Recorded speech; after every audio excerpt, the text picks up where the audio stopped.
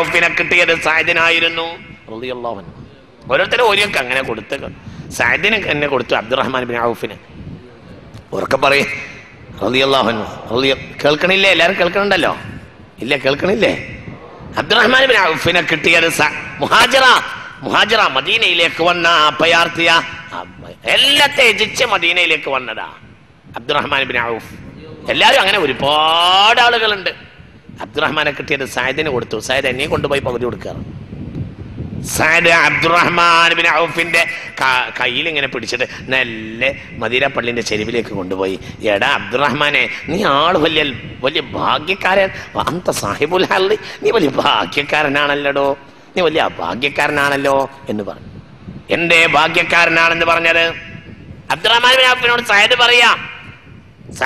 സഅദിനെ ഏൽപ്പിച്ച സഅദ് പറയാ, മോനെ നീ വലിയ ഭാഗ്യക്കാരനാ. എന്തേ? ഞാൻ ആരാണെന്ന് വിചാരിച്ചത്? അൻസാരിങ്ങളിൽ ഏറ്റവും വലിയ ധനാഢ്യൻ ഞാനാകുന്നു. അൻസാരികളിലെ ഏറ്റവും വലിയ മുതലാളി ഞാനാ, ഏറ്റവും വലിയ ധനവാൻ ഞാനാണ്. എന്റെ ധനത്തെ ഞാൻ പകുതിയാക്കി തരികയാണ്. ഒന്നുമില്ലാതെ 5 ഫിൽസ് ഇല്ലാതെ മദീനയിൽ വന്ന അബ്ദുറഹ്മാൻ ബിൻ ഔഫിന് ധനത്തിന്റെ പകുതി കൊടുത്തു ബഹുമാനപ്പെട്ട സഅദ് റളിയല്ലാഹു അൻഹു. ചിന്തിക്ക്, ധനത്തിന്റെ പകുതിയാണ് കൊടുക്കുക, തോട്ടങ്ങൾ മൊത്തം പകുതി. ഏത് കുടുംബ ബന്ധമില്ല, നാട്ടുബന്ധമില്ല, ഒരു നാട്ടുകാരല്ല, ഒരു കുടുംബമല്ല, ഏതോ നാട്ടിൽ നിന്ന് വന്ന ഒരു മനുഷ്യന് ആദർശത്തിന്റെ പേരിൽ ധനത്തിന്റെ പകുതി കൊടുത്തു ബഹുമാനപ്പെട്ട സഅദ് റളിയല്ലാഹു അൻഹു. എല്ലാവരും കൊടുത്തു, എല്ലാവരും. ഇപ്പോൾ ഞാനും നീ ഒരുപോലെയാണ്, നീ നിനക്ക് പകുതി എനിക്ക് പകുതി എന്ന് പറഞ്ഞു. പിന്നെ ഒരു വ്യത്യാസമുണ്ട് നമ്മൾ തമ്മിൽ. അബ്ദുറഹ്മാനോട് സഅദ് പിന്നെയും പറഞ്ഞു, ഒരു വ്യത്യാസമുണ്ട് അബ്ദുറഹ്മാനെ, എനിക്ക് 2 ഭാര്യമാരുണ്ട്, നീയാകട്ടെ അഭയാർത്ഥിയായി വന്ന നിനക്ക് ഭാര്യയില്ലല്ലോ, അപ്പോഴും നമ്മൾ തമ്മിൽ ഒരുപോലെയായി എന്ന് പറയാൻ പാടില്ലല്ലോ, ഒരുപോലെ ആകണമെന്നല്ലേ നബി പറഞ്ഞത്? അതുകൊണ്ട് നമുക്ക് വീട്ടിൽ പോകാം, എൻ്റെ 2 ഭാര്യയെയും ഞാൻ നിനക്ക് കാണിച്ചു തരാം.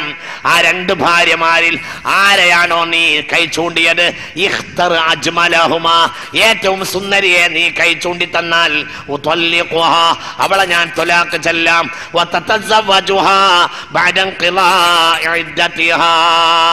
അവളെ ഇദ്ദ കഴിഞ്ഞാൽ നിനക്ക് അവളെ വിവാഹം ചെയ്യാൻ സൗകര്യപ്പെടുത്തി തരാം എന്ന് പറഞ്ഞു ബഹുമാനപ്പെട്ട സഅദ് റളിയല്ലാഹു അൻഹു. സ്വലാത്തുല്ലാഹ് സലാമുല്ലാഹ് അലാ ത്വാഹ റസൂലില്ലാഹ് സലാമുല്ലാഹ് അലാ യാസീൻ ഹബീബില്ലാഹ് സ്വലാത്തുല്ലാഹ് സലാമുല്ലാഹ് അലാ ത്വാഹ റസൂലില്ലാഹ് സ്വലാത്തുല്ലാഹ് സലാമുല്ലാഹ് അലാ യാസീൻ ഹബീബില്ലാഹ്. ഇങ്ങനെ ഒരു സമ്പൂർണ്ണ സോഷ്യലിസം ഇല്ല. ഇതാണ് ഇത് കടലാസിലെ സോഷ്യലിസം അല്ല, ഇതാണ് മനുഷ്യലോകം കണ്ട സോഷ്യലിസം.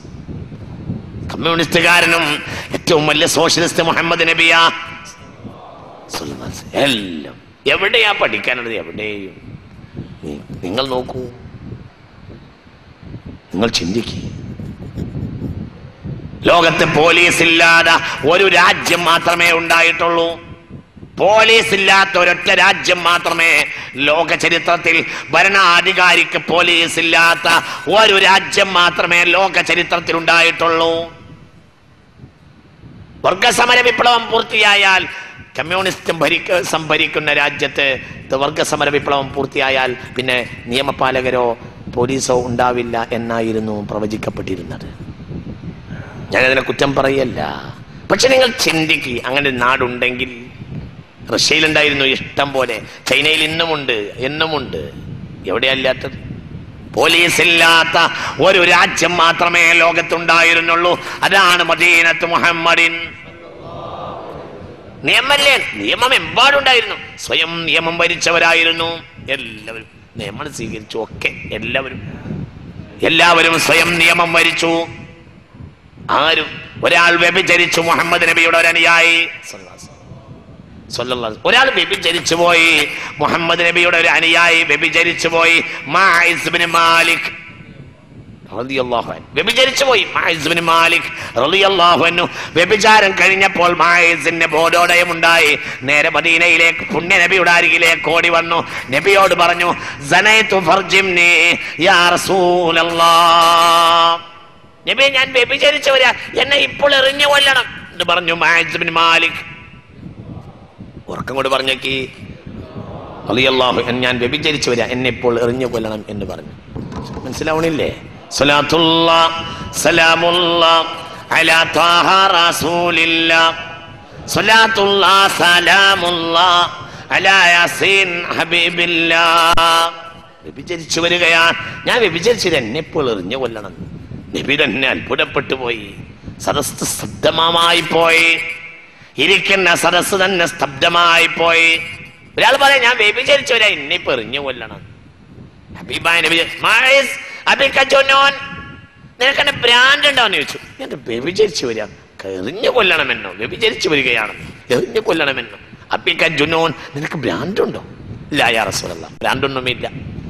സനയത്തു, ഞാൻ വ്യഭിചരിച്ചു വരികയാ, എന്നെ എറിഞ്ഞു കൊല്ലണമെന്ന് പറഞ്ഞു ഈ സ്വഹാബി പിന്നെയും പുണ്യനബിയോട്. സദസ്സിലുള്ള ആളുകളിൽ കൂട്ടത്തിൽ ഒരാൾ എണീറ്റിട്ട് മാഇസിന്റെ വായ വാസനിച്ചു നോക്കി. ഹൽ ഹുവ ഷാരിബുൽ ഖംരി, മദ്യപിച്ചു വരികയാണോ എന്നറിയാൻ.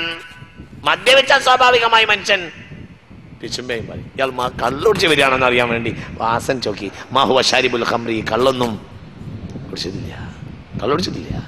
ചിന്തിക്കണം. ഫഖൻ നബിയന ഫീ ഖൽഖിൻ വഫീ ഖുലൂഖി വലം യുദാനുഹു ഫീ ഇൽമിൻ വലാ കറാമി മൗലായ സ്വല്ലി വസ. പോലീസ് പിടിച്ചുകൊണ്ടെന്നല്ല, വ്യഭിചരിച്ച ഏതെങ്കിലും 5 സ്റ്റാറിൽ നിന്ന് പോലീസ് നിശയുടെ നിശബ്ദതയിൽ കൂട്ടിക്കൊണ്ടുവന്നതല്ല, ആൾ ഓട്ടിച്ചു പിടിച്ചതുമല്ല. അഭിശബ്ദമായ ഒരു സാഹചര്യത്തിൽ തൻ്റെ ദേഹവും ദേഹിയും മലീമസമായി പോയ ഒരു സാഹചര്യത്തിൽ തൻ്റെ ബോധമുണ്ടായപ്പോൾ ആ മനുഷ്യനോടി പുണ്യനബിയുടെ അരികിൽ വന്നു.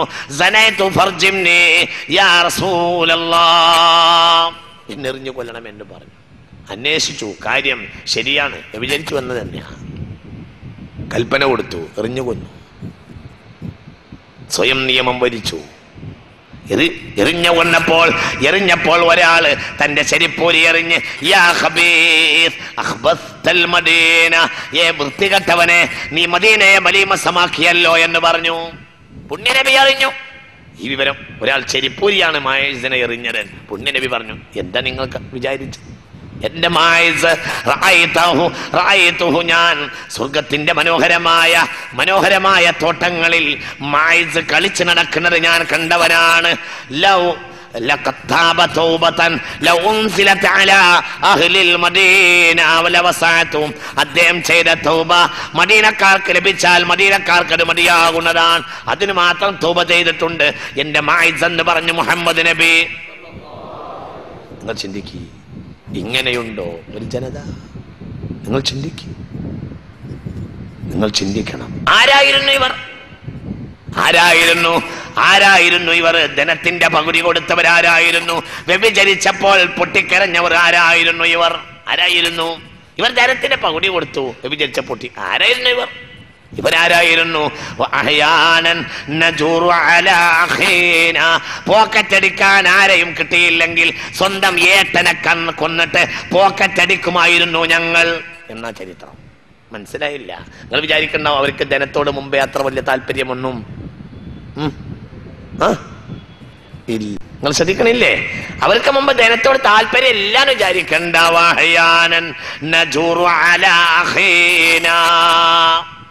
ആരും കൊള്ള ചെയ്യാൻ കിട്ടിയില്ലെങ്കിൽ സ്വന്തം ഏട്ടനെ കൊന്ന് പോക്കറ്റ് അടിച്ചിരുന്നു എന്നാ കഥ.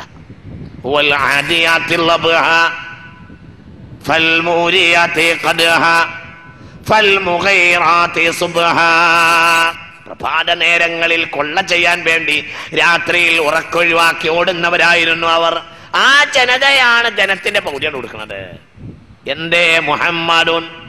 മുഹമ്മദുൻ ലഖദ് മന്നല്ലാഹു അലൽ മുഅ്മിനീന ഇദ് ബഅസ ഫീഹിം റസൂലൻ മിൻഹും യത്ലു അലൈഹിം ആയാതിഹി വയുസക്കീഹിം. സ്വലാത്തുല്ലാഹ്, മുഹമ്മദ് നബിയുടെ ശുദ്ധീകരണം.